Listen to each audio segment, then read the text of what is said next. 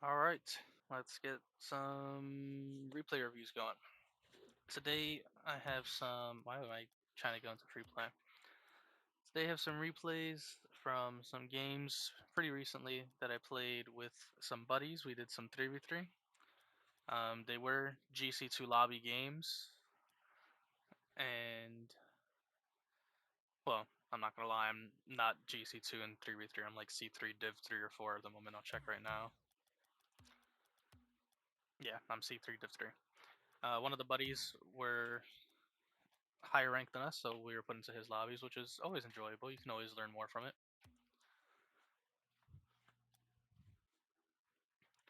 And for one of these games, we ended up playing against Taroco. I'm assuming Taroco and Vegas were in queue for a pretty long time. They're actually SSL in 3v3, but they were placed into our lobby anyway.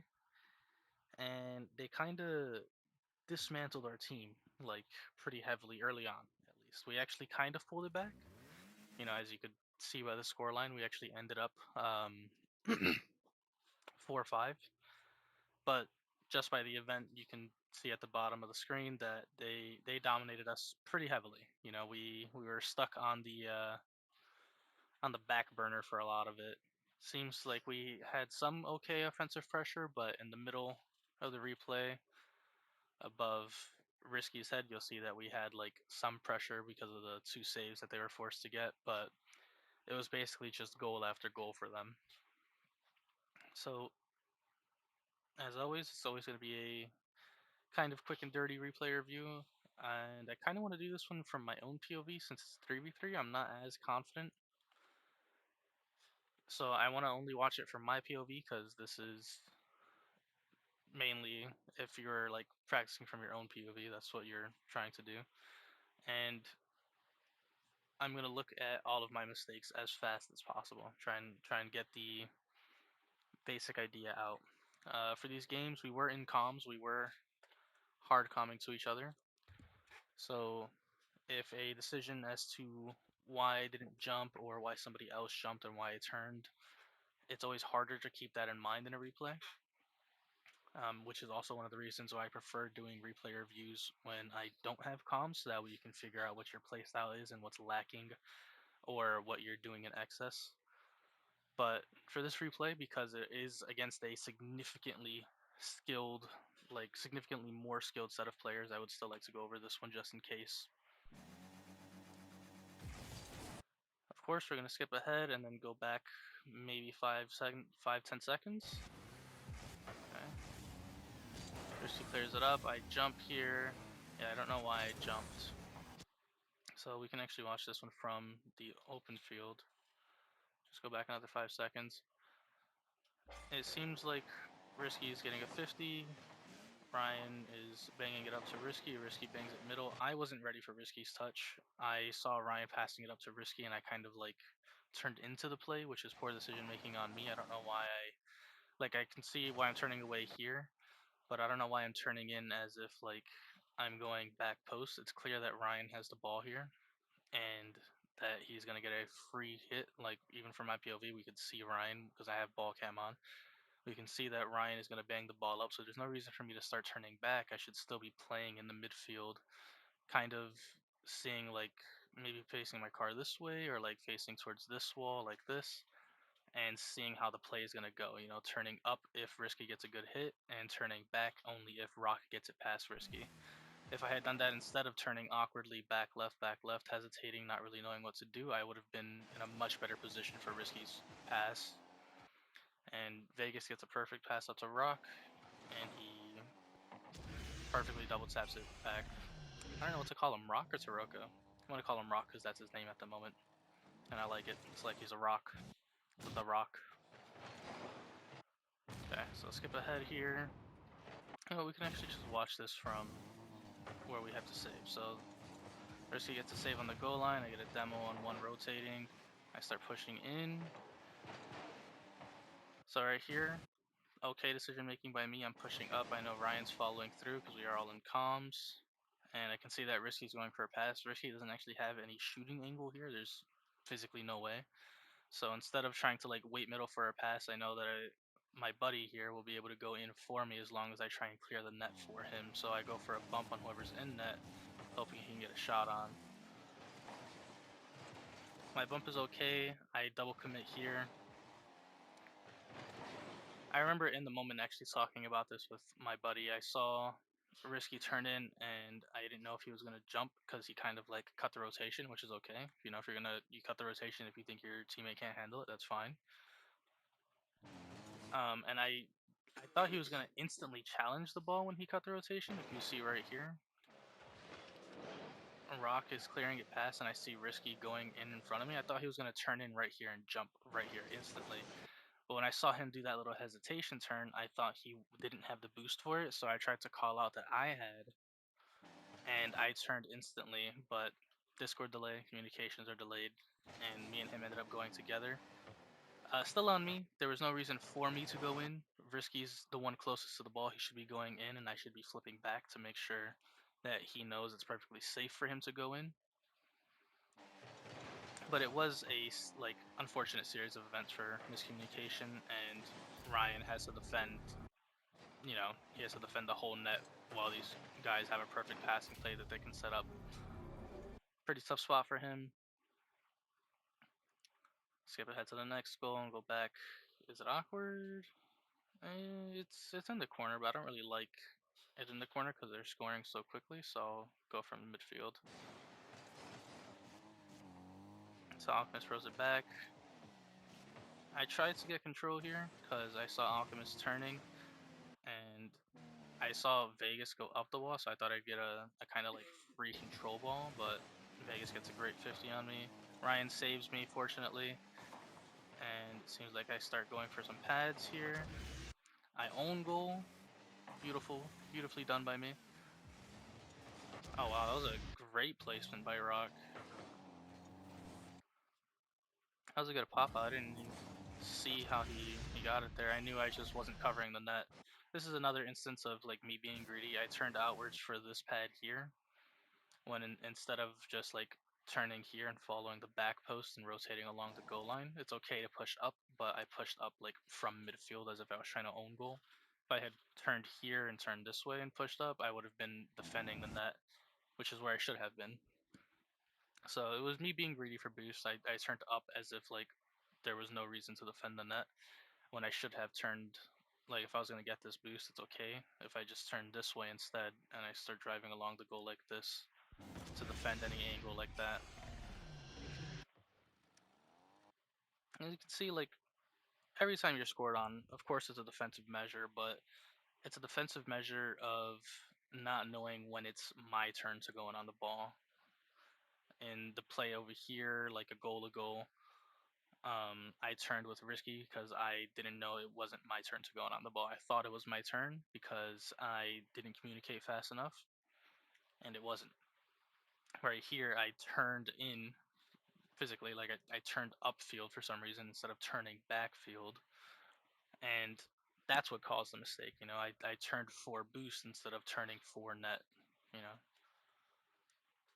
whether it's your turn to go in on the ball or physically the way you're turning on the field, they're each decisions that needs to be paid attention. We'll just watch this whole kickoff and everything because it's so close scoring. First he gets a good 50. I'm pushing along the field. Another good 50. I smooch my teammate here. Yep, bump straight into him.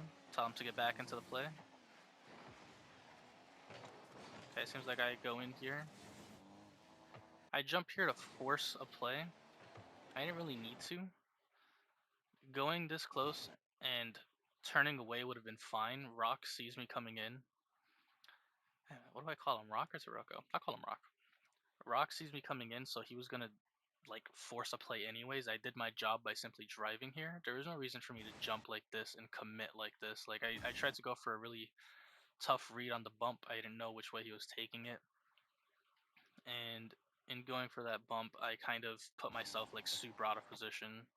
Now my buddy Ryan has to go in. He's trying to force a hard touch from Rock again, so Risky has an easier time on defense. And instead of being like back in the corner, if I had just turned away, I'm all the way in their corner instead of my own corner, and this is just putting me like super out of position.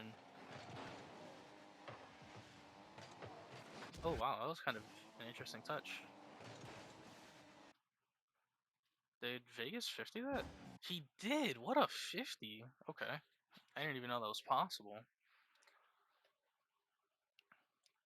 In this instance, there's nothing else for me to do, so I won't comment on anything, but my huge mistake here was, like, instead of just driving to force a play, I jumped and committed on the play, which got me in their corner. If I had just driven towards the play and turned away for this back corner boost again, I would have been on defense, giving Ryan and Risky a much easier time to do anything towards the ball. So because I was out and I flipped towards their corner, I made it much tougher for them, significantly tougher for them. Good hit. I tried to jump for the 50 on the wall. Good save. They're up again. Great saves. Yeah, they have really good pressure here. I don't really think there's much else I can do. I try and turn in, and I cut in too close. I should have, I should have just gone straight back post instead. Risky's on the ball covering this angle. There's no reason for me to, we can rewind it and pause the exact moment. So right here, I can see Risky turning it upfield on the ball. He's covering this part right here and the front half of the net. He's covering all of this little square here that you see. And by covering that little square, I need to cover this square instead. I'm looking at the square I need to cover. And if I turn back post like this, you can actually see that the angle that I'm covering is technically the whole net, but I actually only have to cover this middle to back part here. This middle to back part because Risky is covering the front part. By turning into Risky, I'm now covering the same angle that he's covering, and it leaves the back part of the net completely open. Again, it's always a defensive error. I turned in physically too heavily. There was no reason to turn in that heavily. It was not my turn to go in as well. It was Risky's turn to go in, so there was no reason for me to even commit the way that I did. I should have covered back posts to make sure all of our defensive angles are covered.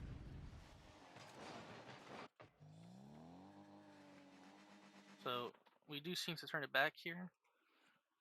We start pulling it back around, and I'll watch the rest of this replay out to go ahead and show what I mean by, like, my turn to turn in or my teammate's turn to turn in, like whoever is on the ball, like when it's their turn, to hopefully clarify what I mean by that. But it's kind of similar to like forcing the play. Like, it's your turn when you have the most opportunity, pretty much. So I'm going for kickoff. I tried to put it back corner. I'm pushing. Ryan's on the ball. He gets it past one. And Risky gets a perfect shot. So right here, you can see that it's like never my turn to turn in. I'm trying to cover for like a passing angle, trying to make like more scoring opportunities. So you see me place so far to the right. But Risky's turn is right here. Ryan gets 50, so Risky knows that it's now his turn to go ahead and go in on the ball and try and follow the play. Ryan was 50. All his momentum was cut off like right here. He now has to flip, use extra boost, while Risky has enough momentum that he was able to turn in wide, go around the ball, and actually set up a dribble play. So Risky could tell it was his turn to go in because he could trust in his skill set to do that. If you were unconfident in taking the control and going for a similar shot as Risky, that's okay. You don't need to. It would still be your turn to go in after your teammate here gets 50 because your teammate still loses all his momentum. His nose is actually facing the wall and the ball is pushing forward. So it's still Risky's turn to go in, and even if he wasn't confident enough, he could still bang it off the left wall for a pass or go wide around it and hit it opposite towards me as a pass as well. He was confident enough in going for the dribble shot, but it doesn't necessarily mean that's the type of shot you have to go for. Beautiful flick by him. Great control.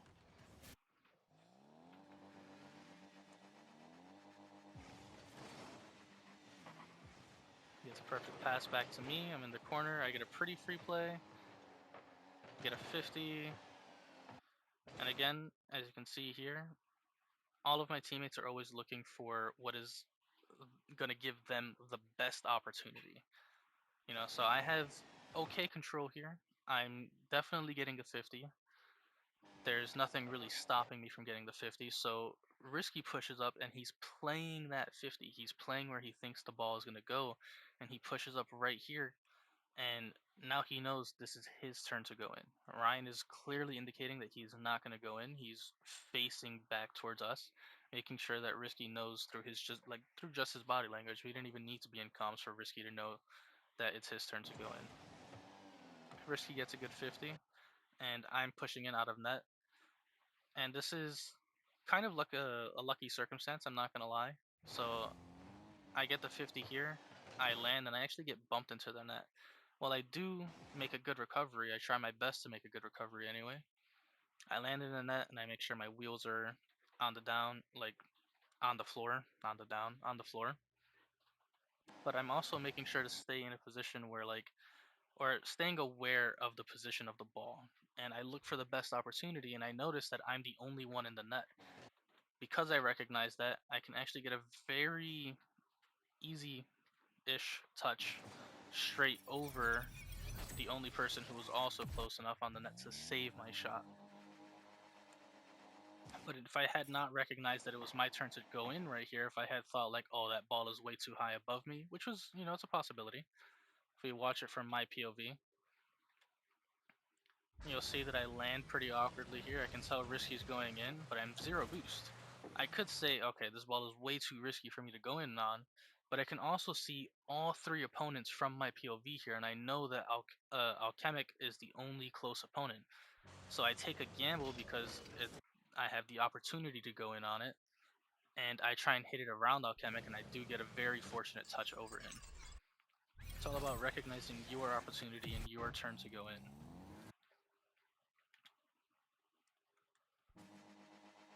And we'll watch towards this last goal. I have no clue how we were able to pull it as close as we did. So right here, I kind of rushed the play. Ryan, I believe it was Ryan, right? Yeah. Ryan gets a very good kickoff back towards the corner, which is me. I tried to pass upfield, and I get an okay hit across, but not the best. And right here, you can actually see that I'm like super awkward. I don't know if it's my turn to go in. I assume it's not because I think Ryan's gonna get the hit. Ryan unfortunately misses, so I start turning in, and then I realize, oh, Vegas is gonna get the hit. So I turn back away, and now I know it's my turn to go in. I wasn't gonna beat anybody else, but right here I know I can beat Vegas, so you'll see me jump in on the ball and try and hit it towards somebody else or just away from him simply. And again, this is another good instance of recognizing your turn. So we'll just watch this from my POV. I know this is my turn. I hit it around him and I start following. This is my turn to go in. I get a pretty awkward touch, I'm not gonna lie. I land awkwardly, but Risky hits it off Ryan, and fortunately it squeezes out perfectly towards me. So I know it's my turn to go in because I'm closest to the ball now. I have to force the play. So I call out towards my teammates that I'll follow, and I try and pass it middle. And it's a great pass towards Risky, very fortunately. And Risky starts playing the bump. Ryan plays the bump. And in this position, I could say, okay, I have 2 teammates in net. I shouldn't be going in. I could just flip away. And it's unfortunate that we missed the goal. We could just say that like, oh, there's no opportunity here. But if you pay attention to the opponents, you'll see that Rock is flipping in the net currently, and Alchemic is actually on the back wall of his net. So at this exact moment, none of them are covering the ball in any way or their net in any way, which is very fortunate for me. So I make the decision to turn in here because I recognize the opportunity. And by recognizing this opportunity, I can get an okay shot straight underneath everybody. But that only happened because I was paying attention to the opponents and paying attention to their defense.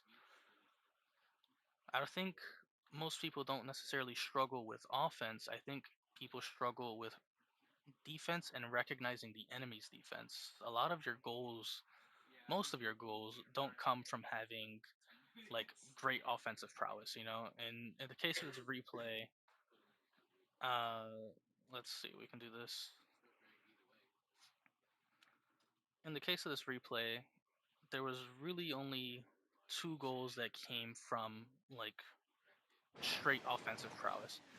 There was Taroco's goal here, I believe, where Vegas gets a good pass and he gets it and he turns this into an insane double.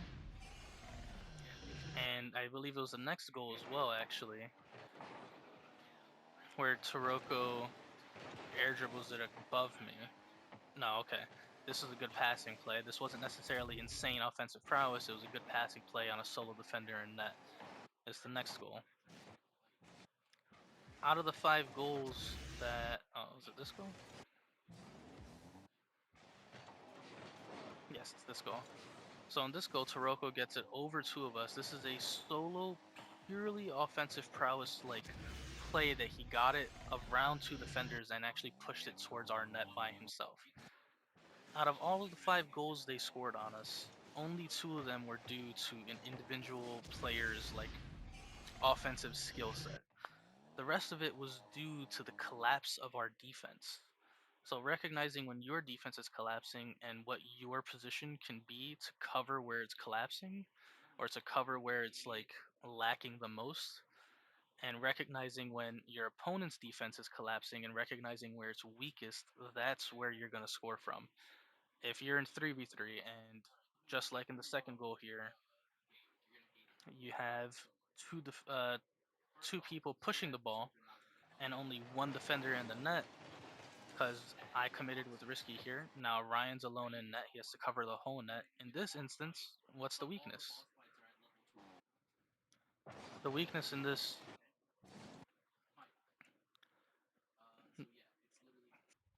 So recognizing when wherever your defense is going to be the weakest is where you should be placing your car at. Right here, the opponents recognize the weakness in our defense and they play around it. Alchemic knows he can't put a shot on net that Ryan can't save from this position. So in order to play around the weakness of only having 1 defender in net, he does a passing play instead. He doesn't try and force the shot.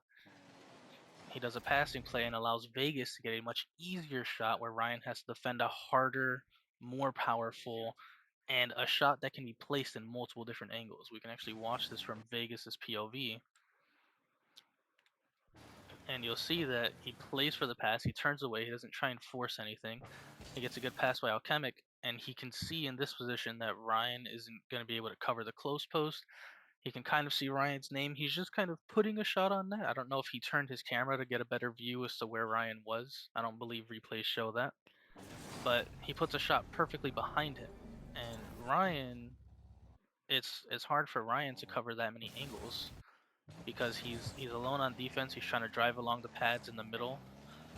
And he has to kind of assume that Vegas is going to put the ball into him.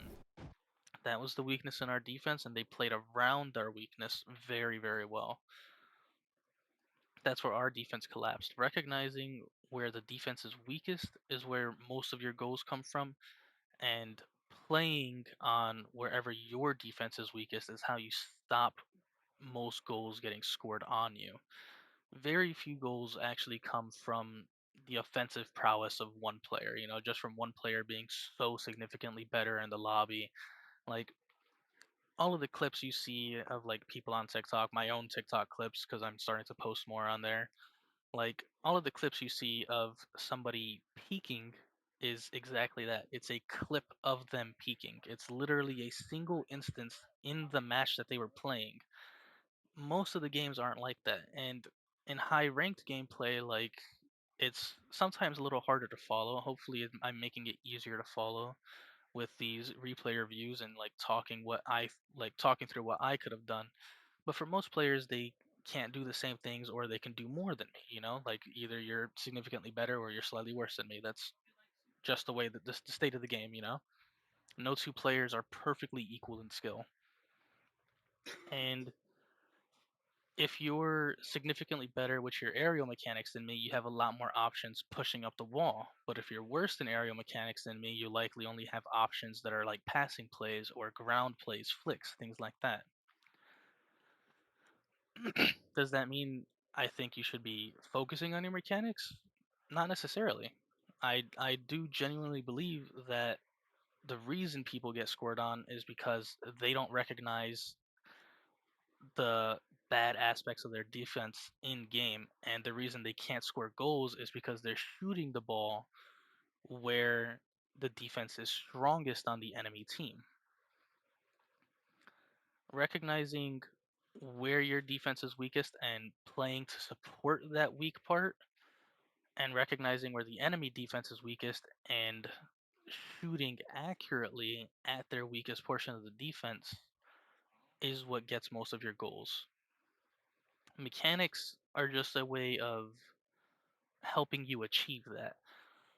If you're pushing the ball down the middle and you see, let's say Alchemic is the only one on the field, you see him on the left side of that net, you want to place the shot where he can't save it, aka towards the right of the net. Where's the hardest shot for Mechanic to save from his exact position right now? It's the top right corner. So when you see people hit perfect flicks right here, it's not because they want to show off or just because they can, it's because they recognize that as the easiest spot for them to shoot and the hardest spot for them for Alchemic to save. And if you couldn't flick, then you could hook shot it. You could take it this way, hope Alchemic pushes out a little bit, and then you can hook shot it behind him. You can fake the ball. You can 50 it on the goal line. There's plenty of ways of scoring it. Not all of it has to be mechanical means of scoring it. Flicking is a mechanic. If you want to practice a mechanic, it's just remember that the mechanic is more so a way of helping you score. It's not your only means of scoring. Your means of scoring is recognizing where defense is weak, and your means of not getting scored on is recognizing where defense is weak. Most of this game is played around your defense. If your defense is good, you'll recognize that the games are much lower scoring. If your defense is bad, the games are much higher scoring. You want good defense because if you don't get scored on and they have bad defense, so you score on them, it works out to more wins for you. That's all for the replay. If the gameplay feels too high level or too fast paced, next game or next replay rather, I might go over the replay with Karma, that we played against Karma rather. Um, and if I don't do that, I will actually grab a replay from Ball Chasing and start reviewing lower ranked gameplay. I'm gonna review maybe 10 or so like gold, plat to diamond like games. And hopefully by reviewing those replays, you'll see what I mean because it'll hold true. I'll make the statement right now that defense or lack thereof is what causes people to win or lose games.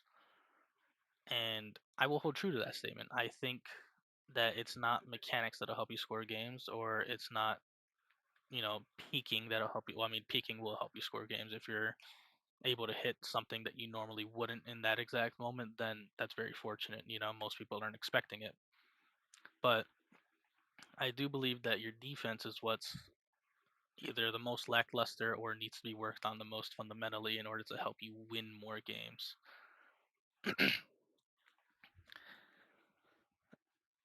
Join the Discord. There's a link to it on the Twitch, YouTube, and I don't know if it's on my TikTok. Honestly, I'm probably too lazy to put it on there.